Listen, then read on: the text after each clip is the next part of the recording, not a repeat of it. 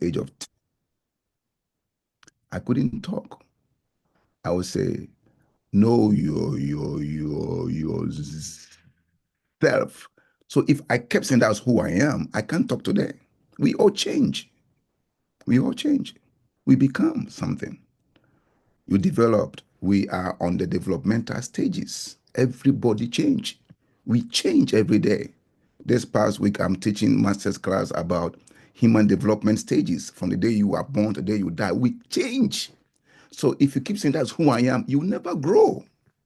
You never grow. That's who I am. I talk like that. No, you were not born talking. Nobody was born talking. Nobody was born talking. We learn from the planet. We learn from the planet. So the whole thing is, tell yourself, I'm becoming, I'm growing, I'm developing. I this is my growth area. So when we say that's who I am, if that's who I am is rigid, it becomes difficult. If that's who I am, reflect the life of Christ is good. But if that's who I am, is like I cannot change, that is not true. That's not true. Everybody can change. And in fact, God made us with the ability to change. We are always changing. We are always changing. Everybody is changing. My mother was very, very, very, very tough woman. She will fight. She tell my auntie, my big auntie, if my big auntie gets into a trouble, a fight, she would tell my big auntie, transfer the fight to me. But now, over the years, my mom in Amsterdam doesn't even want to. She said, "Come, no, forget it. I don't even want to hear that. I don't want to hear that." She's changing. Everybody change. Personality change. The word personality is not in the Bible. It is nowhere in the Bible. So when I say know yourself, right now, know where you are. Know where you are. What you like right now and what you don't like. How you talk, how you receive information. What hurts you? What makes you sad? What makes you happy? What makes you connect? That's what I mean by know that. Then look at number 2. Know your strengths and your growth areas. Part of knowing who you are is know your strengths. These are the strengths I bring to the table. I bring this strength to the relationship. And so I know that I am good with saving. I am good with this. I'm good with that. Every relationship brings increase. Let me say this as we go on. One of the ways to know that you are in a good relationship, in a good romantic relationship, or your marriage, one sign, one powerful sign, write it down, powerful sign, is that in this relationship, it causes you to grow. It brings increase. Anytime you are in a relationship that decreases you, danger. You don't pray. You don't read your Bible. Your love for God is going down. Your spiritual life is everything's going down. Is danger, danger, danger, danger, danger, danger, danger. Every time you come together in a relationship, it must increase. Adam saw Eve. You know what the first thing Adam said? Out of you will bring forth the living. He spoke increase into Eve, that you are going to be the mother of all the people on the planet. That's powerful. He spoke to bless her life, not to take her down. Know your strength and your growth areas.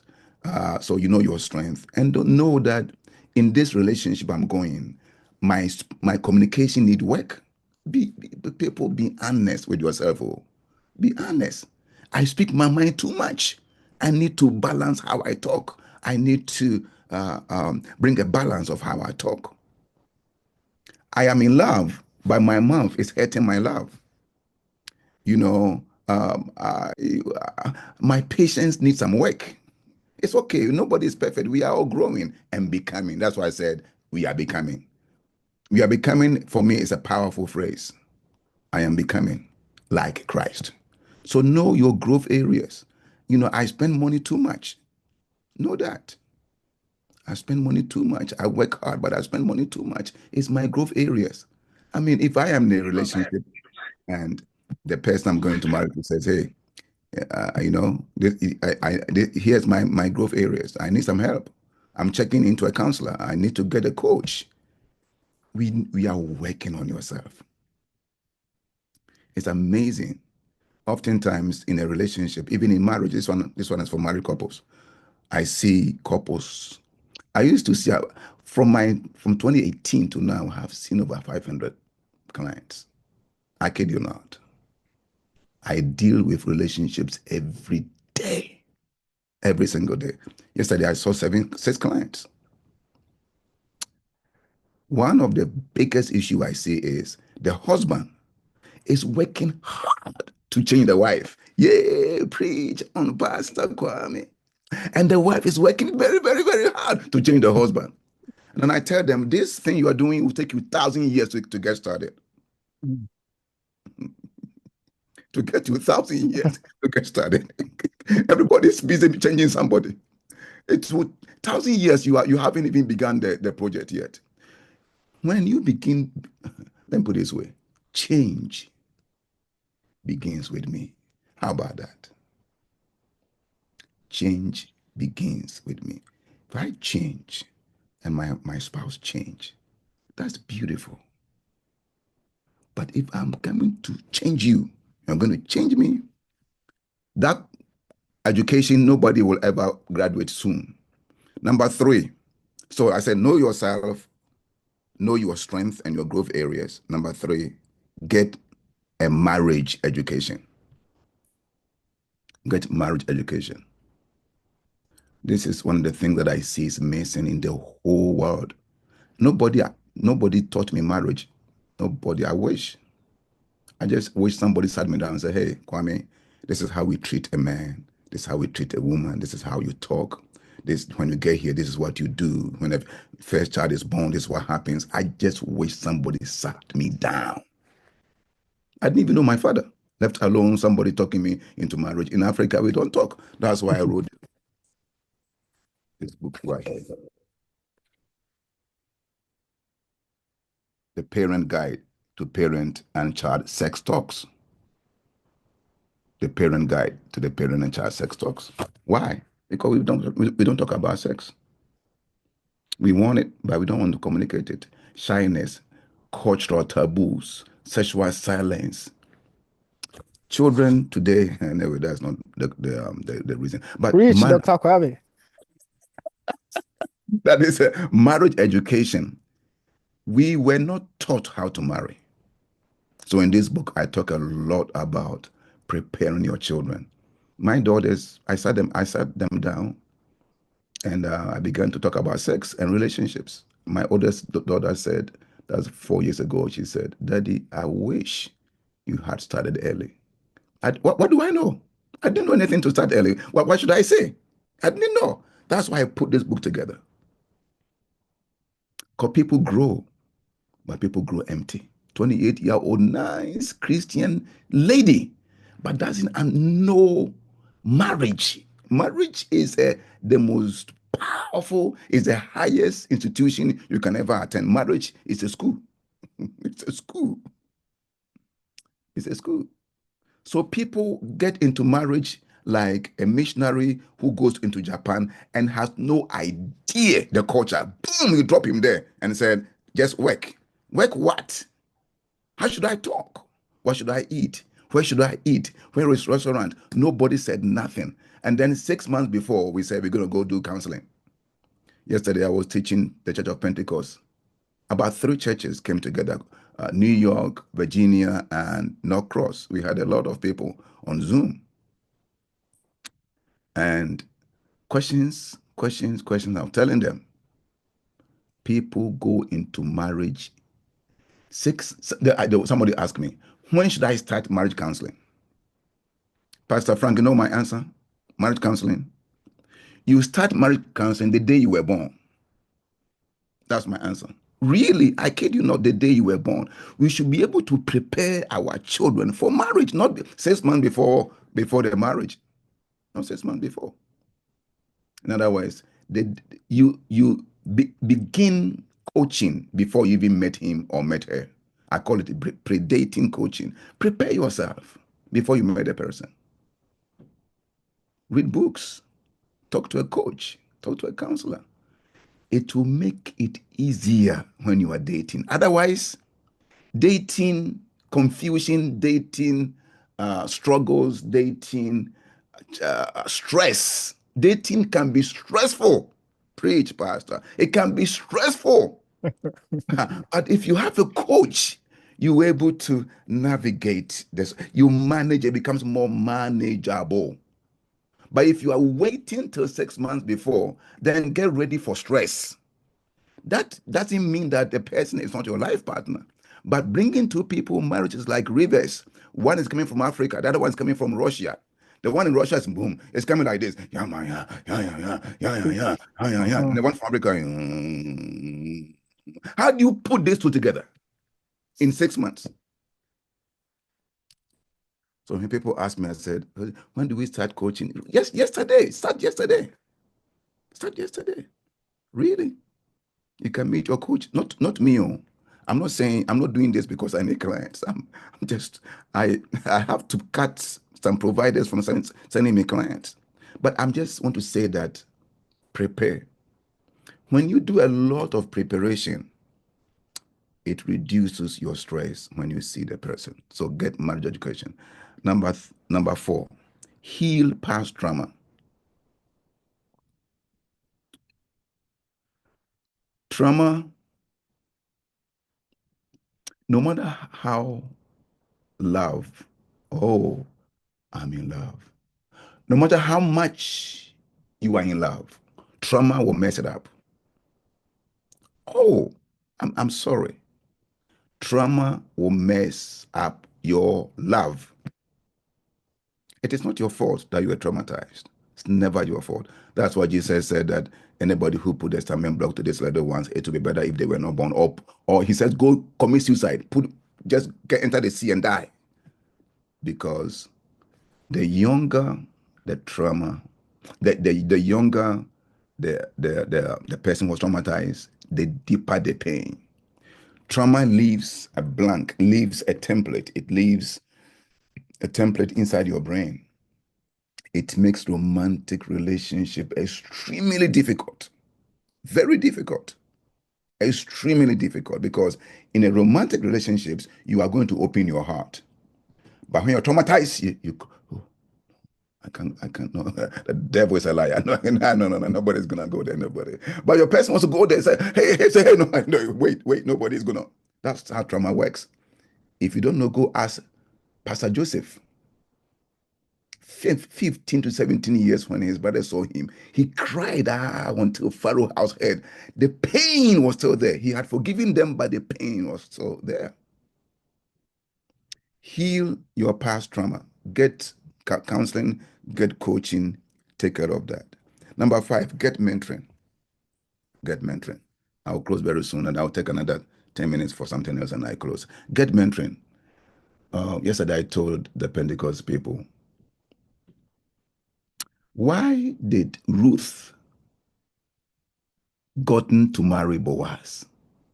A lady who has an accent, who dresses funny, who is not from that place, who is a foreigner, who had just become born again. What made her become the wife of Boaz? You know the answer? I know you will say God and all that. And that is true. The answer is she had a mentor. Her name is Naomi. Mentorship will give you the best of the best in town. Mentoring. Mentoring. Get mentoring. Don't wait. While there are more women than men, I believe that any woman who has a mentor can find a husband, because the mentor will guide you decision-making process. She'll guide you how to make some decisions, consider this, navigate this way, find this route, stop here, pause, but don't stop, stop, but don't pause. Your mentor will guide you process. It's beautiful. Get mentoring. Number 6, know your deal breakers and your deal makers. meaning that you know your I call it, another way of calling this is negotiables and non-negotiables. Like God is not for sale. Your God is non-negotiable. Know that what is negotiable and what is non-negotiable. For example, if I were to marry and first of all, okay, I like fish pond. I can see myself with goats behind my house because when I was a child, we had sheep and goats. I don't think I liked a snake to be a pet in my house. I'm in love, but I know. I know somebody who has snakes. That marriage is not going to work for me. I'll not even enter the house. I will not enter the house. I'm telling you. I'm not coming there. First of all, I don't like snake toys. Even the toy, I don't want it. Period. So number 6, know your deal breakers and your deal makers. Number 7, remain flexible outside while rigid on the inside. What does that mean, Dr. Kwame Frimpong?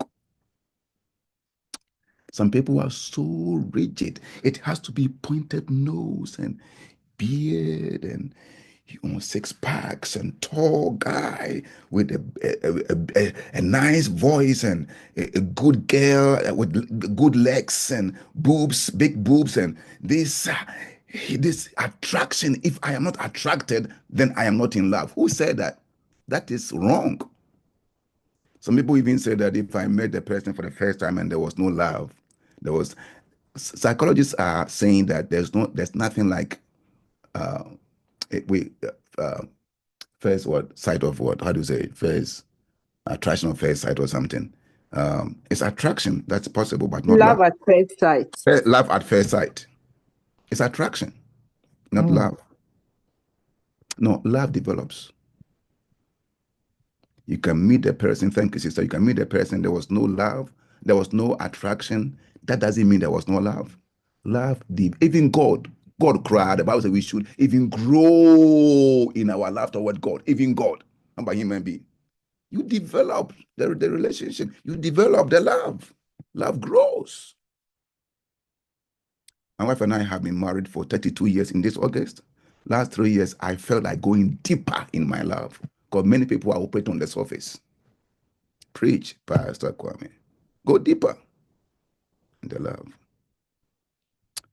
So I'm going to end on this one. Then I'm going to turn it to something else. That one I don't have this slide, but I'll send it to you. So if you are dating already, what should I do? I encourage you get a coach. Get a coach. In today's world, before you marry, you have 48% chances that it will fail. I can show you right here. Every 13, let me show you. Let me show you some statistics. Let me show you right now. Okay, let me show you statistics that will blow your mind. That when I keep saying get a coach, you may think I am saying something about myself, about how to but if you are going to get into marriage now, you need to get help. And it's a good thing. It's a good thing to okay, preparation for marriage. Yeah. Okay, let me show you here. Okay. Second. I want to tend to the statistics before we talk. So if you're going to get into marriage, it is necessary to have a coach because what happens is that it helps you prepare well. It helps you to building. Let me see. I don't know why I'm okay. It's supposed to be here. Yeah. Okay. 1 second. Let me get the statistics for you to understand that that is why when you get a coach, it helps to, yes, it's right here. Where is my stop sharing? Okay, so let me go ahead and share this real quick. I didn't mean to share this, but let me share this. Okay, right here. Marriage is under attack. One divorce happens every 13 seconds. 6,646 divorce happen per day, and 46,523 divorces happens per week.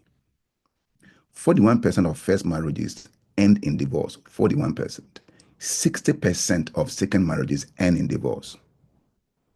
43% of children grow up without fathers. Half of American children, half, if you meet 4 children, 2 will witness the breakup of their parent marriage. Of these children, close to half will also see another breakup in the same marriage, in the second marriage. 65% of Christians, altar-bound Christian men and women, live together before they get married. People who live together before they get married had 40% more higher rate of getting divorced. Mercy. I have a lot to share. So, when I say get a coach, not because of anything, but it's because, let me say this, because it gives you wisdom to marry right. Number 2, invest into the relationship from the back end. People spend thousands of dollars doing the wedding. Average cost of wedding is no less than 15,000, 20,000, 30,000, 40,000. And yet, if you tell them to get something, oh, I don't have the money. Oh, it's too expensive. One of my friends, a white guy, he says, you think counseling is expensive? Try divorce. That is his website. Try divorce. Divorce, the pain, the emotional pain. So invest into the relationship from the back end. Work on you while you are working on them. Sometimes people focus too much on changing his boyfriend, the person he's going to marry, that they are not growing themselves. Focus on developing yourself. Find an accountability partner. Oh, nobody should know this. It's only you and I. Hey, please, it doesn't work. There are 3 cultures of the Trinity: God the Father, God the Son, God the Holy Ghost. There are three. They have a culture: accountability, love, and submission. You see that in the Trinity. God the Father says nothing was done without checking in with the Son. John 1:1. Nothing was done without God the Father consulting with Jesus, even Jesus. Then when Jesus came, he said, I of my own self can't do anything. What I see the Father, I do. That's accountability. And Jesus says, the Holy Ghost will come. He will not give you anything from his own accord. What he hears from me, he'll give it to you. Isn't that beautiful? Mm. Accountability. Get accountability. It will help you. 5, know your boundaries, including sexual boundaries. People must respect your boundaries. Boundaries is critical. Know your boundaries. You're off limits. And in all relationships, there must be boundaries. In this relationship, when you are in, there must be boundaries. Social media boundaries, text messages boundaries. Then transparency. You have to be transparency. If the person doesn't have transparency, hey, say, hey, Hey. it's a trouble. You know why? The word love, and I'm done here. The word love was never mentioned in the Bible until Genesis chapter 22. Even the first marriage, the word love wasn't mentioned. I don't know why. And yet in America, it's all about love. I didn't love. Adam didn't know about love. He didn't know about love, and yet they married forever. Hey, Hey. come, you're saying some things, oh. Yes. Mm. Let me tell you what they had. They had a lot of things. Number 1, transparency. Adam and Eve were naked, and yet not ashamed. Not ashamed is vulnerable, naked. They were transparent to each other. Where are you? Oh, I went to New York. Next 2 weeks, where are you? I went to Chicago. Oh, but you said New York. Oh, no. Are you trying to control me? Man, you are inconsistent with your words, brother. Inconsistent. Is transparency drive trust. You can never see trust alone without transparency. Sister Hera is crying. You can never. Oh, you trust me. We can't trust you. Nobody can trust you. Your transparency will automatically bring trust. If people are questioning you, it means you are not transparent. Mm. Before I finished my PhD, I had a phone call from Liberty University that I should take a look at my profile. They said that there's a word in there, it's misleading. It gives a connotation that I have my license, but I don't have my license. And I even put my license, but they said the phrase. So I went back to the editor to change it because they said we don't want misleadings on your profile. Mm. Thank you. I'm done. God bless you, Dr. Kwame Frimpong. We have a few questions coming in. By the way, the link is still in the chat. So if you have more questions, let's keep them coming in. Number one question says, my mother wants to choose a partner for me, but I want to make my own choice. She keeps saying she knows what is best for me. What do I do? This para truth. Everybody have some truth in what they are saying.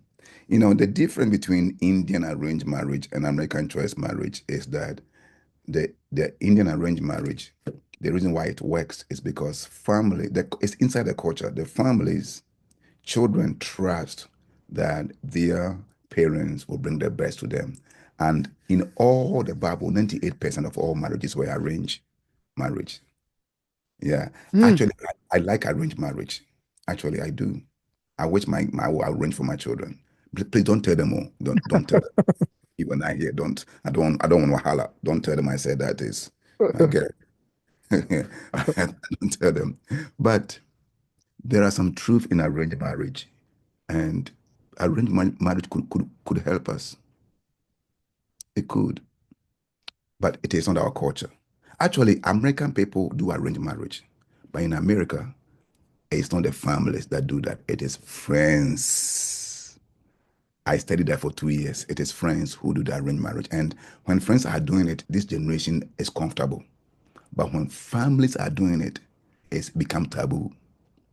And the reason why when families are doing it become taboo is that a family does it, the family feel like they forever have they have something in there. They are always there. There's no boundary, and also it becomes difficult for the children because if mommy chose for me and it's a trouble, then it's mommy who caused the trouble. So I am saying that to say that in our culture today, we don't subscribe to arranged marriage. So your mom says she knows the best for you. Actually, it's only God who knows the best for us. It's only God who knows the best for us. So talk to your mom that you appreciate her concerns, and that many, many years ago, they were arranging for us. But let mommy know that I am talking to God, I'm getting coaching, and I believe I'll do the best. Does that make sense? Yes, yes, yes, yes, sir. So you're not fighting your mom. You are showing. See, my answer is empathy. You come across in an empathy way. That mommy, I know you have good intentions. I know that what you're thinking and all that, but I really nicely, I don't want to blame you in the future for my marriage. I want to hold myself accountable. So I said two things. While I like arranged marriage, I also understand that it is not in our culture, especially when it's coming from the family. So let your mom know you appreciate that and all that, but you want her to trust that you are in good hands. Something like that. Thank you. All right, thank you. Another question here. How do I know that he stroke she is right for me? How do I know that he or she is right for me? Number one is increase. The person will increase you. I'm putting all that from the book of Genesis. The person will bring increase to you, your spiritual life, you see that there is increase that is going on. Number two, you're gonna have peace within you. You're gonna feel good about it. You're gonna have peace. Number three, look for confirmation. pray to God for confirmation. When Abraham sacrificed, was going to sacrifice Isaac, God told him that because you obey me, I'll give you the power to possess what the gate of your enemies. That was what God said. If you read Genesis 24, when they were praying to release Rebecca, they said, may God give you the power to possess the gate of your enemies. The same word. And they were not there when God told Abraham. So you can see confirmations. Ask God for confirmation. God will confirm his plans for you. The person support you, emotional support. In fact, emotional and vision support. Adam told Eve, out of you shall come all the rest of the women, and the reason why God brought Eve is to support Adam, Adam supporting Eve, Eve supporting Adam. You can see this support coming through. You can see that there's a support that is going on. That should give you that sign that something good is going to happen. Once you see that support, it's a good sign. Core values. The two of you share similar core values. You share similar core values. And if you see these things, you tell there's transparency. There's transparency going on. And all these are all signs that should let you know you shouldn't be afraid for the future, because these are biblical values that you see in the life of the person, and you just keep going. Thank you. Right. Please, if you have more questions, let them keep coming. There is a question here. Mhm. It says, this guy keeps doing things that feels like love, but Mhm. he hasn't said anything. How do I position myself for him to say it? Oh, Charlie, people are afraid. Oh, mm. Some of the guys said, Pastor Kwame, today I told myself I would tell the lady, say, oh sister, I just want to marry you. But then your heart making boom, boom, boom, boom, boom. Don't mention the person right, because hey, in my language, not all. So you overcome overwhelmed. You are overwhelmed. You don't even, oh, how was church? Church was good. Oh wow, okay. So hey, so how was work? Can you say it? People can say it. For some reason, it's tough. So what should I do? The first thing I tell people to do is to brace your heart. If you have all the signs that a guy is in love, it is okay for you to bring it up to him. And in bringing that up to you, brace your heart, because maybe it's a deception. So that if it's no, you will not collapse. So brace your heart, prepare your heart, and then approach the guy and pray. Prepare, pray, and approach the guy. And one day, you are talking, you are having jokes and all that, and say, hey, wait a minute, I have something to tell you. So, what does the future look like? What does our future look like? Do you plan to marry me? Yeah, drop it. Gosh. Drop it. There's nothing wrong with that. Drop it. Boom. Drop it there. There's no two ways about that. Drop it. Mm. And you want to know, especially ladies, your biological clock runs out. You don't have forever.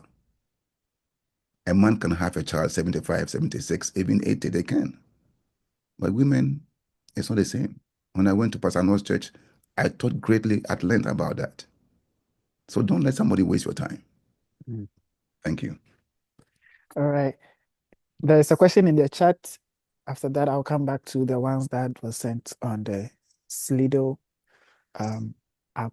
How important is physique? It's what? Physique is in the chat. How important is physique? Big boobs, big nyash, etc. in choosing a partner. This is one of the problems of the youth of today. How important is it?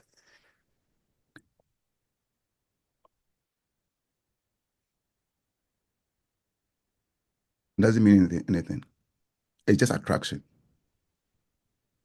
Somebody's preference. Some people feel like if big butts, big boots. It makes sex more stimulating. There's no physical, there's no psychological facts. So it's just the eyes, appeal to the eyes. And that is what is happening in today's world. When Adam saw Eve, he first says, the bone of my bone. Bone speaks of the content, the character, the quality of the person. Before he said, and the flesh of my flesh. He first was admired by the inside quality of Eve. Before, that's why I like questions. Before he was admired by the outside qualities. But today, people get fixated to the outside. Physical attraction doesn't matter while I date. Another book of mine. And I'm not saying physical attraction doesn't matter. I didn't say attraction. No. I said physical attraction. There are 8 different types of attraction. And yet it is true. In today's world, they are all outward. The reason why marriages today are a mess. Because people don't care about the body. I mean, the inside. It's all the outward. And it's causing a lot of issues. Prophet Anos's wife says that when they were going to get married, her family, because Prophet Anos was skinny like this. So her family says, why are you going to marry this skinny guy like this? Today, he's like a king in the family. Today. Oh, today. It's a preference. Thank you. Next question. All right. I feel the last statement is in relation to someone's question here. Mhm. It says, I want to marry, but I feel a resistance from my partner's family. What do I do? Yeah, that is significant. And there's a reason there. Oftentimes, I wish that's a whole another session. It's a whole family thing. It's a whole another session. When I went to Ghana and I was talking to a Sons of God church in Tech, and one guy says, we are all Christians. Dr. Kwame, we are all Christians. In this church, we have Ewes, Ashantis, Gans, and all that. And they tell us to marry Christians. And yet, if you find a woman and the person from Ewe, then Ashanti people say, no, Pastor Kwame, what do we do? Mm. Last, and one of the reasons why I keep many singles from getting partners is that Ghanaians marry Ghanaians, Nigerians, Togolese. How do you know if God is leading somebody from Japan? Now, I told my daughters 3 years ago, I don't know where the picture is. I told them they are welcome to marry from any country. Told them they can marry from any country. I'm looking for the picture to show you. And I said, the only thing I expect is that the person is a Christian. That's all that I expect to see. But you are welcome to marry. These are 2 of my girls. They did YouTube, they did video concerning my book. Can you imagine? Parent-child sex talks. Yeah, they did video concerning that and telling the people, because they have read the book. But I told them, you are welcome to marry from any country. Japan. I told my wife, get ready. We may go to Japan, we may go to China, Russia. I don't care where we go. We are ready to go. I'm already ready. It makes it easier for the children. Easier. And I said, the only thing is that the person must be a Christian. Now, that is not the mindset of a lot of African families. And that's okay, because we are still growing. So what happens is that I tell people, do your homework. Last 2 years, I went to London. My brother had found a lady he was going to marry. Unfortunately, Pastor Frank, unfortunately for the lady, she is a Zimbabwean woman. Mm. And Ghana, I mean, go to Togo, come on now. Go to Nigeria, it's close. Go to Ivory Coast, Mali. But all the way Zimbabwe, who is going to agree? So my sister in London called me. She said, Pastor, that lady is one of the sweetest Christian lady you can ever find. You go to my YouTube, they are there. I interviewed them. But Zimbabwe, we won't go. Zimbabwe, we will never go. It was a tough for the family. That's my auntie's son. God sent me to London at the right time. I became a mediator for them. And God used me, and he's married to her. Wonderful sister-in-law. Brilliant. Awesome. But Zimbabwe was becoming a problem. So here's what some things that I tell people to do. Do your homework very well. All of you who are listening to me, if you were born here or if you are a young person and you're going to marry, find a way to know your parents' mind. Get to know their mind. Long time. And begin to prepare them. Don't just boom drop somebody from Japan. Hey, really prepare them, prepare them, prepare them, prepare them, prepare them, prepare them. But if they say no, first of all, maintain a good attitude. Don't be cold. Don't have resentment and all that going on. Somebody's crying. Stop all that from going. And the last now tell you is after you have tried and tried and tried and it's not working, find a mediator, like I did for my brother. Let me show you something real quick.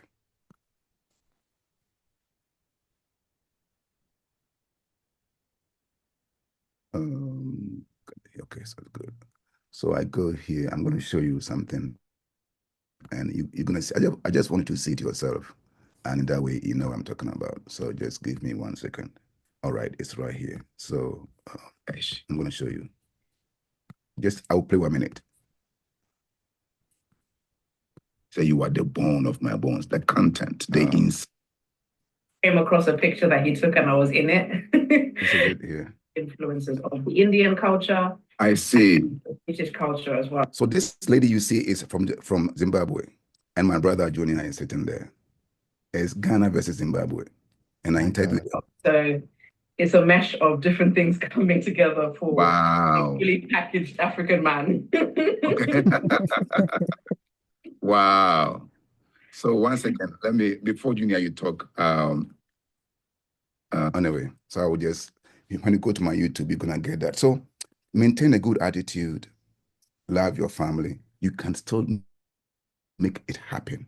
You know, find a coach, find another family member who can make them listen. There are ways out there that can make them listen. God bless you. All right, we have a question here.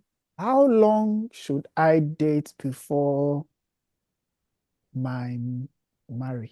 Before, yeah, that's why it's here. Before my marry, but I think a person trying to say before I marry. Okay, that's fine. So the word dating and courtship can be so confusing. So I'm going to explain it. So dating, of course, they said I was dating, and they use dating for so many things, but dating is when you are considering if the person is a possible life partner.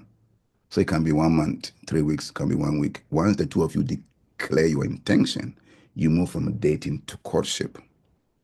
So now the question becomes, how long should I do either or both before I marry? It will be good to be with a person within 2 years. That is what the research says is great. Within 2 years, then you can marry. That doesn't mean that you can marry in 1 year. I feel like if you are doing 1 year with a coach, it's okay. You can even do 6 months with a coach, it's okay. But when you are doing that alone, 6 months is too short, because it will be good for us to get to have some rocky areas so that we can work through that, but it's not in the Bible also. In the Bible times, when Isaac didn't know who he was going to be married to. Yeah, so within 2 years is great. And always have a coach. If you have somebody, a coach, a mentor, a pastor, or somebody with you, it changes the whole dynamics of the relationship. It's good to have somebody. Don't buy into the idea of, oh, it's only the two of us. It's once you bring in a third party, you get to study yourself better, and you learn a lot of things. So 2 years, 1 year, 2 years, but with a coach. Yes. This one is my question. So where does finance come in? At what point does finance come in the whole? What do you mean by finance come in? I mean, when you're trying to get married, at what point do you look at finances? If right from the onset, or you focus on the wedding, or you focus on the after wedding? Where does your finance go? What question are you asking about finance? Okay, so Mhm. I know where you're coming from. when I like you to say it, so go ahead. Yes. in the marriage setting Mhm. or in dating, courtship towards marriage, Mhm. at what point do you start focusing on finance? Focusing on finance. You mean talking about money? Yes, talking about money. From the beginning, the moment you declare intentions, you want to begin to talk about money, what you do, not only money, what you do, your job, and all that. Is automatically that conversation must be part of your conversation. What is the plan? What is your plan? All that. If you are in school, when you finish school, what are you going to do? Your saving and money, your mindset on money. It will all become it's something that you talk about right from the beginning. You don't have to wait till at some point. The moment the two of you have declared your intention, nothing is off limit.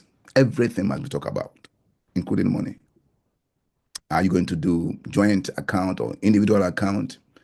Most times we discuss this in during dating and during counseling or coaching, but you can talk about that time. And I'm talking about when the two of you have declared your intentions. If you haven't declared intentions, you don't have any business going into finances.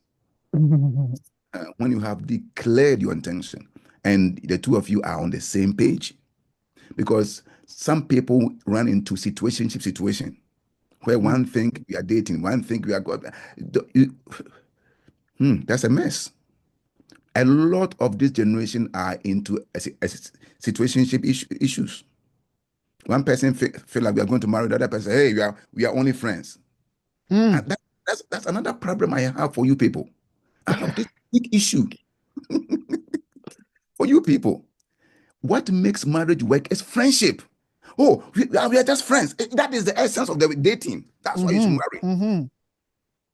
Someone knows why I'm making that I'm tired comment. though. I'm so tired. I'm so tired. It's just everything is backward.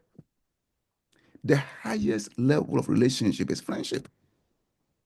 Abraham attained that. God called him my friend. Jesus said to the disciples, he says, I no longer call you slaves because a slave doesn't know what master have, but I call you friends because I have revealed everything to you. At the highest level, it's friendship. No, we are just friends. Mm-hmm. A corporate just DM me. These people don't understand what they're talking about. It is the friendship that you need for the marriage. You said somebody married you. What are you saying? I said the corporate has just come into my DM. Oh my goodness. So that is my answer. Yeah. All right, all right. God bless you, Dr. Kwame Frimpong. I have one says, I'm already married, but my partner all of a sudden doesn't seem to trust me anymore. I'm worried. Yeah. Something has gone wrong. We all make mistakes. We make mistakes. You took money to buy a land in Abri and it backfired on you without telling your wife. Hey, Dr. Kwame. Yeah, things happen. And then now your wife doesn't trust you with money anymore. It's just understand that. Understand that. But don't be repeating the same thing, right? Don't be repeating the same thing. Then it becomes something else. So what I would do is I will sit down with my partner, my spouse, and pray first of all, ask God for the grace. Then I sit down with my spouse and say, I feel like you are having challenges trusting me and then, again, and I love you. I really do. And I want to know if I did something that we need to talk about. I am ready to hear your concerns. Yeah. And truly be honest about it. And some people build the wall of Jericho. Let's hope that the walls will come down. And so just approach your partner and let them know that this is what you feel. and see what happens. That's my answer. If nothing happens, then get a coach, a counselor. And I feel frustration from that question, and I feel like they are in love, but there's something there that they need to talk about. Yeah. Thank you. Wow, amazing, amazing, amazing. No more questions in the anonymous link. Please, Dr. Kwabe is here for some few more minutes. If you have a question that you want to ask yourself, you want to say it, there's opportunity for you to say it now, in the next few minutes, or forever. With your peace. Hold your peace. All right, so the floor is open for questions. The floor is open for questions. Somebody says, I love the answer. Dr. Kwame, bless you. Thank you so much. Yeah. So if you have any other questions, if not, questions are very important. So make sure that you have questions. And I am kind of busy person now, and it's good. It's a good busy. Um, this whole week I've been doing Zoom meetings all day, all week. So this is a good opportunity because you can call me, you can text me, send message. When I'm here, I have time to answer questions. But once you text to me alone, then you have to go through my secretary. Yeah, I have to give you another phone because I may be in session. Opinion on long distance relationships. Somebody's asking long distance relationships. It works. It has its own unique challenges, but it works. But don't start, just like I said, don't date alone. In all dating, get a coach. Yours sincerely, Dr. Kwame Frimpong. Okay. Let me say this also. But you are doing long distance, definitely get a coach.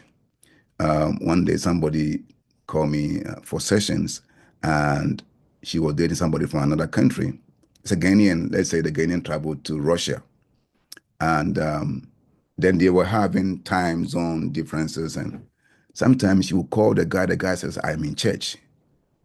And then 1 week later, the lady realized that time they were not in church. Oh my God, it was a mess. So the lady came to see me and I said, you know what? Call his pastor and ask his pastor that you're dating this young man and you want him to know. The pastor says he doesn't want to be involved. And I say, hey, that is continental red flag. The pastor doesn't want to be involved. There's something fishy going on there. So when you are doing long distance dating, get to know people who know the person you are dating. Their pastor, friends, families. Get to know all those things. It's important because you are so far away. And you need to understand that, but long distance dating works. People have had it. It's after all, Isaac had a long distance, went to get a wife from somewhere, but it wasn't dating because they didn't know each other. But it works, But ensure that you know somebody who knows the person you are having long distance dating with, and get a coach to work through all that needs to work through because it can be the frustration is higher than close proximity. Yeah. So get a coach. It works. Recommendation works. Friends can recommend. Don't put God in a box. This is what I tell people. I had a dating site. We taking it down. We take it the dating because nobody was interested. Okay, taking that. So African people, even the internet, people say it's the devil. For us, everything is Satan. Those of you who were born here is different, but those of us who come from Africa, why do you find somebody on a dating site? Okay, talking about the dating site, there are dangers there. Okay, but it works. So what we have done is we have limited God and keep limiting God, keep limiting God, keep limiting God. And God has become so small, and we are crying with small God in our bedroom. That's what we are doing. That is why I told my children I took the limit off. I believe that if people can really do that, it can make things easier. Finding a life partner can be a little more easier. Some of you must marry white people. Hey, Dr. Kwame, yeah, Christians, it's nice. It's beautiful. Get some white people into your African families. Some of you. So let's be open up. So long distance dating works. If you find somebody in Ghana or Nigeria, but ensure that you know somebody who knows that individual, and that should it gives you a relief. It gives you some peace of mind, because you don't know what people do behind your back. So thank you. Awesome, awesome. Please, any more questions? Any more questions in the chat, or you want to speak? Feel free to unmute and then ask your question. Hello, good afternoon. Good afternoon. Since I want to ask a question, so from your submission, I keep hearing them involve a coach, involve a counselor in most of your submission.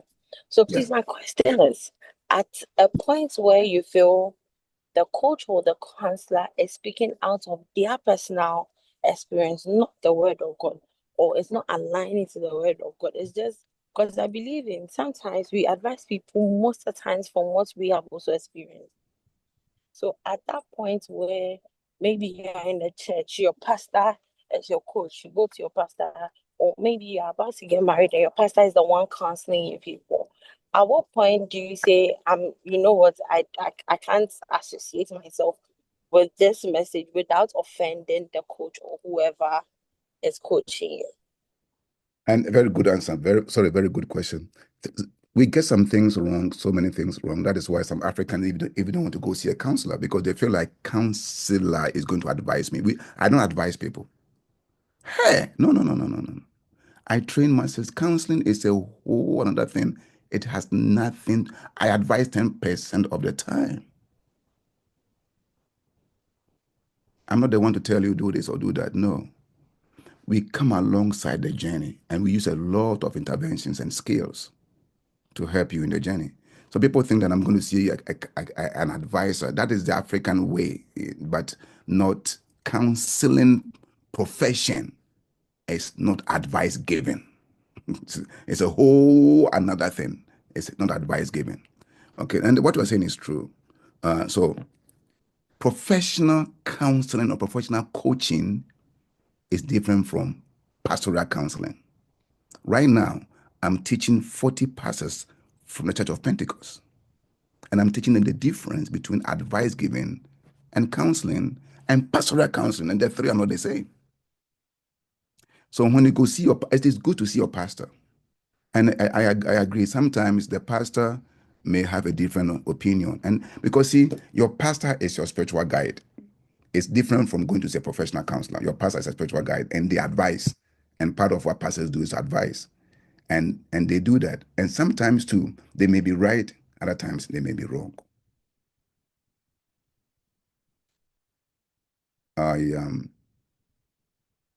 A lady, even I wasn't a counselor, a lady was going to date somebody who had just become a member of a church I was part of 6 months. The guy had been there for 6 months. Thick, tall, with beard, and nice looking, handsome guy who all the ladies are looking to date him. And so this lady was dating this guy. And one day, the guy called me to want to talk to me. That wasn't even counseling. So I was talking to the guy. He said, Pastor Kwame, I like talking to you because you are open-minded. He says, some people don't understand. You see, witchcraft is part of Christianity. Jesus. What? I didn't say that, though. I'm listening. He said, witchcraft. I'm telling my girlfriend that witchcraft, I'm reading some books in Egypt. And I said, so in this case, what should I tell the girl? Pastor Frank advised me. Dr. Love, how can this be possible? Because if I tell the girl, he may say, what should I do? Without her feeling I am not encouraging her to pursue her love. And the guy is seriously into this witchcraft. Nothing I said worked. So I told myself, I said, hey, I pray for this lady. So sometimes pastors find themselves like that. They may know somebody, something that you don't know. And they are also human beings. They can make mistakes. So it is true. Your question is true. So that is why it is good to have a professional coach and also your pastor. It doesn't happen all the time that the pastor is going to make mistakes. But if you don't trust your pastor that much, and even if you trust your pastor, it's always good to have a professional coach who doesn't have any interest anywhere, or a counselor. Again, I want to tell you, all of you, whenever you go see a counselor, it's different from what you think we do. It's very, very different. It's not like they're going to tell me if this is going to be work or not. And there are also a lot of Christians today who are all into professional counseling. And not every counselor will, sometimes the counselor and the client that is on a good fit. So try somebody else. Just like going to see a doctor. Try somebody. I always tell my wife, if it doesn't work, change your doctor. You can change you can change. I refer people out to so many. Sometimes I feel like I am not a good fit for this client, and I tell them, can you consider another counselor? Yeah, I do that all the time. Really, yeah, I do that because sometimes for example, if you say you are a Christian, you're going to marry a Muslim, and it's a conflict of interest for me, the counselor. So sometimes I say, you know what? Can you consider another counselor? Because something in me say this is not right. Where are your kids going to go to church or mosque? I'm going to ask you that question. I don't know. So you know what? Go find somebody who it can work, but it may not work for me. So it is not everyone that will work for you. So try, sister. You try another one until something works for you. And again, I'm repeating myself. Pastors can get it wrong. They can get it right because they want the best. And sometimes in doing so, they can be wrong sometimes. And I want to say that it is true. Thank you. Wow. Any more questions? We have just about 11 minutes to exit this platform. But whilst we wait for your question, if you want to order some of or all of Dr. Kwame's books, you can go to drkwame.com, Dr. Kwame Frimpong. No, you can go to Life. Hold on. Go to drkwame.com. Oh, yeah, no friend porn, drkwame.com. drkwame.com. Yeah. If you look drkwame.com, you'll find him there. That is his own website. All his books are there. If you want ebooks, you can also get ebooks, so you don't have to order for a hard copy. You just read from your iPad. He's very resourceful. His books are very resourceful and very helpful. Yes, still open for questions. If you have questions, you can ask. If you don't have, I'll ask Dr. Kwame to speak briefly about red flags. The continental ones, the national ones, the yellow red flags, or the yellow red flags and the red flags. Yeah. This book right here, red flags. So, awesome. Let me share maybe 3 or 4 red flags that don't ignore. Don't ignore. Extreme anger outbursts. Don't ignore. Now, it doesn't mean that it's a deal breaker. It means that you have to address it. That is why I have this book, 9 Ways of Addressing Red Flags. You have to address it. You cannot just say, oh, when we marry, it will go. When we marry, it will go. It's not Holy Ghost. When we marry, it will go. It's not, that sentence is not God. So why doesn't it go right now? Why do you have to wait? So address anger outburst. Address so some red flags that you should not ignore. If the person is trying to take you away from your people who love you and like you, your family, your church, mature people, please. That is not red flag. It's red continental flag. It's red to the 100th power. Pastor Frank, are you there? I'm here, sir. Yes, sir. We know a brother in Virginia. I wouldn't call his name just to protect his dignity. and went to Texas and found a woman, beautiful woman, to marry. And the lady prevented anyone from getting into this relationship for 3 years. And they went to the court and got married. Because the lady convinced him, African people, yeah, hey, this and that and whatever. And boom, they're married. I don't know what happened. 2 years later, this young guy, he was my keyboardist in Virginia, my bass player, Pastor Frank. He got stroke at the age of 31 or 32. Ooh. And the lady wouldn't want any family member to visit him. Boom, he died. And the lady wouldn't involve any family. Okay, before he died, when he got stroke, he took him to Ghana. And he never involved any family member until he died. This is not a story. It's not a story. Oh, And we say, well, that's extremes. Yeah, that's extremes. But I don't know why people want to keep you away from mature people and from families. Why? Why do you do that? We need transparency. We need accountability. We need, see, this is what I told when I was talking to Pastor Rosalind. We did something similar last year. I said, dating is like this. Okay? Dating is like this. There's nothing that supports me. Here, you are only hook up with one person and one person alone. When you are dating and you have a family, it's like this. You have a support. I will never fall. But if I'm dating and I took all my support system away,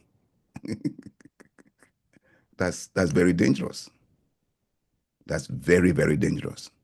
So you must have close friends, mature people, church people, family that you are still connected to, because if it doesn't work, you have a support. So my question would be, to what extent should we allow family into our marriage or relationships? To what extent? Because some people can overdo. They step into your home, you see from movies, they step into your home, your marriage, they want to control everything as though they are married to you also. Yeah, so there are boundaries, right? We have to have boundaries. We have to have boundaries. And if Amma is dating Kofi, they can tell their families without bringing the family into them, right? You have to have boundaries.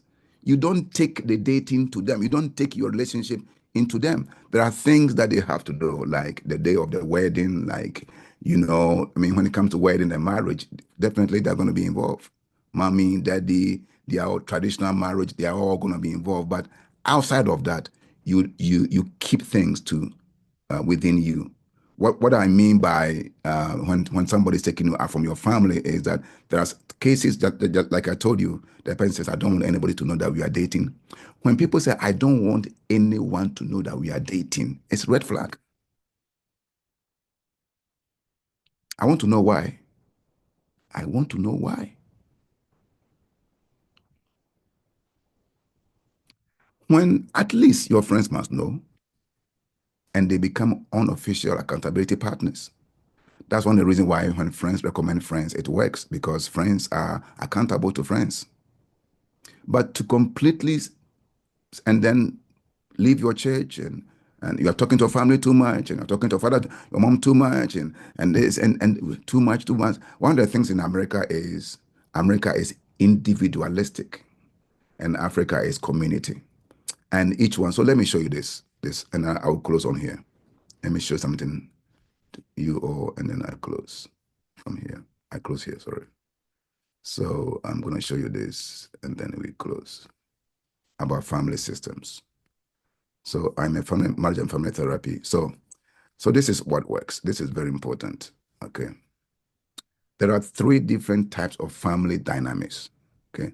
One is it drawing? Okay, one is like this. This is A. The A is like this. So this is like siblings, sibling one, sibling two, and sibling three. This is a family dynamics where they don't talk to anybody. Everybody. So maybe you have siblings. One is in Russia, one is in Amsterdam, one is in Africa. You don't really have any connection. And some families, this is what it is. That is one dynamic. The other dynamics is like this.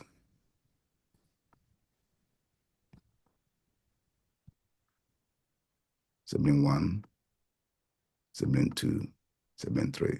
Both of these are all bad dynamics of relationships. The B1, everybody is in everybody's face. And there are no boundaries. This one is not connected. This one, every is too much. We call it enmeshment or fuse together. These are not good. You need this type of dynamics. Oh, sorry. You can see I don't my drawing need work. Lord have mercy. Sibling one, sibling two, and sibling three. You see, take sibling three, we have all this area for the two, for that, and this sibling one also have this whole portion, and two has this portion, all of that. But they also have other portions that they can do what? Connect, right? But they also Ascensions. have boundaries. This is healthy dynamics. This is all coaching that we do in our office. I'm not advising you. I share this with you. You say it makes sense. This is professional work. And I'm done for today. Wow, wow. We are so glad to have had you be a blessing to us, Dr. Kwame. Uh, I almost said, what do we say to Dr. Kwame? But I'm saying it here on behalf of everybody. God bless you so much, Dr. Kwame. We have been so much blessed. Please, I'm going to put the website again in the chat, drkwame.com. .com. drkwame.com. If you go there, Yeah, you'll that's a find, very simple website. I mean, I like this domain, don't you? yes, it's Very simple. powerful. .kwame.com. That's it. You Yes. all have a nice time. My Pastor Frank, you did a good job. Okay. Next time we can continue this, and I'm here for you and take on this journey, and together we will see the glory of God. God bless you. Amen. God bless you. Pastor Kwame will take a leave of us. But I want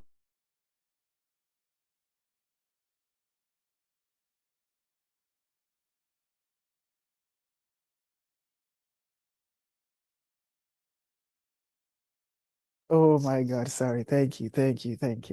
I muted. So please stay on for a few minutes and hear this very important announcement. There are programs underway to be help us be good Christians. So next month, in the month of March, is going to be our month of prayer. Have you ever wondered why people pray and get results, but you keep praying and things are still the same for you?